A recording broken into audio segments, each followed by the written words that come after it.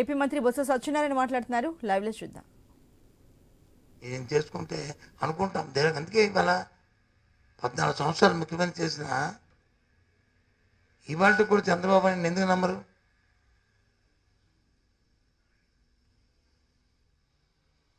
రాజకీయాల్లో వచ్చి నిబద్ధత నిజాయితీ ఉందని ఎవరు పేరు చెప్పమంటే చెప్పిన మాట మాట మాట మాడితే మనం తెప్పుడు మాట మార్చడానికి చెప్పిన ఎవరైనా అంటే తక్కువ రాజశేఖర పేరు గుర్తొస్తుంది.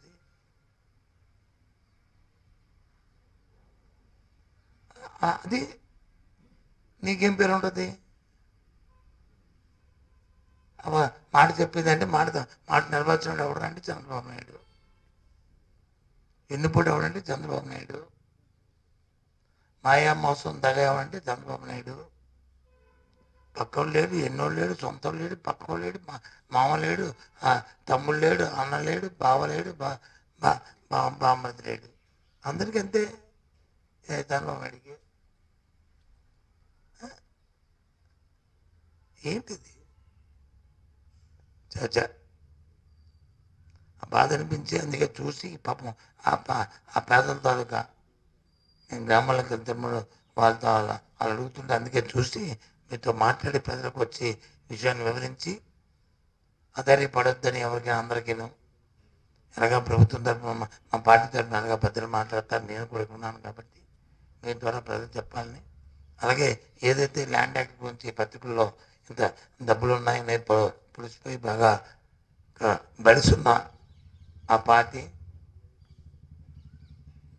కొవ్వెక్కిపోయిన ఆ పార్టీ తాలూకా డబ్బుతో మతంతో ఇవాళ ఈ పత్రికల్లో ఇచ్చిన యాడ్లని ప్రజలు తప్పుతో పడిన ఇచ్చిన యాడ్లని ఆ యాడ్లు వేసిన యాజమాన్యాన్ని తాలూకా ప్రవృత్తిని ప్రజలు చెప్పాలని ముందుకు వచ్చాను. ఇదంతా కూడా ఆ శుద్ధ అబద్ధం, ఇందులో ఏ సమితి కూడా నిజం లేదు. దయచేసి ఎవరు దీన్ని ఇప్పటికే మీకు క్లారిటీ ఇచ్చాము, ఎవరో మోసపోకండి, ఇలాంటి మోసగాళ్ళ మాటలు నమ్మొద్దని చెప్పని మీ ద్వారా రాష్ట్ర రైతాంగాన్ని ప్రధానికైనా అందరినీ కూడా కోరుతున్నాం.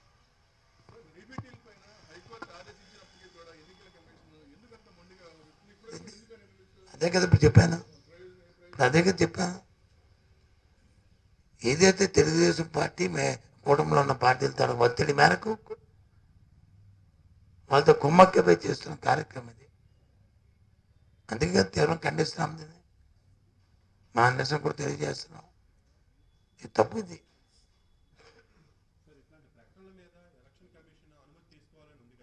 ఇది ఉన్నప్పటికీ ఎలక్షన్ కమిషనర్ స్వయంగా సిఐడికి ఇచ్చి కేసు రిజిస్టర్ చేసి దాన్ని ఎంక్వైరీ చేసి చేయమని చెప్పిన తర్వాత కూడా ఇచ్చారు.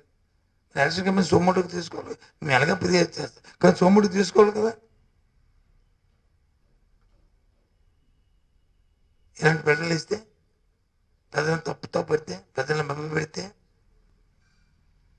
ఇది అంతా క్రిమినల్.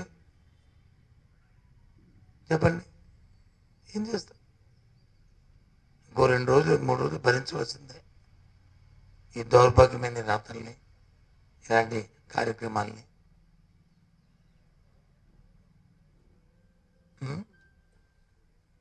అయిపోయిందా? ఇంకేం లేవా? విశాఖపట్నం గంజాయి రాజధానికి ఎక్కడ మారిందండి? మొన్న ఏవో అక్కడ దొరికాయి, ఇక్కడ షిప్లో వచ్చాయి, ఎక్కడి నుంచో డ్రగ్స్ వచ్చాయి అన్నారు. అవి ఎవరివి? సాక్షాత్తు తెలుగుదేశం పార్టీ ఎవరైతే చీఫ్ ఉన్నాడో చంద్రబాబు నాయుడు గారు, వాళ్ళ వదిన గారు ఎవరైతే ఉన్నారో భారతీయ జనతా పార్టీ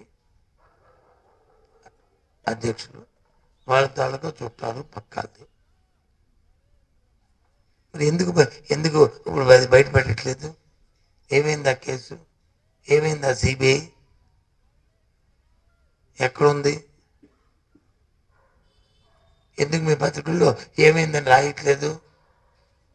ఏముందని కూర్చొని చేయలేదు?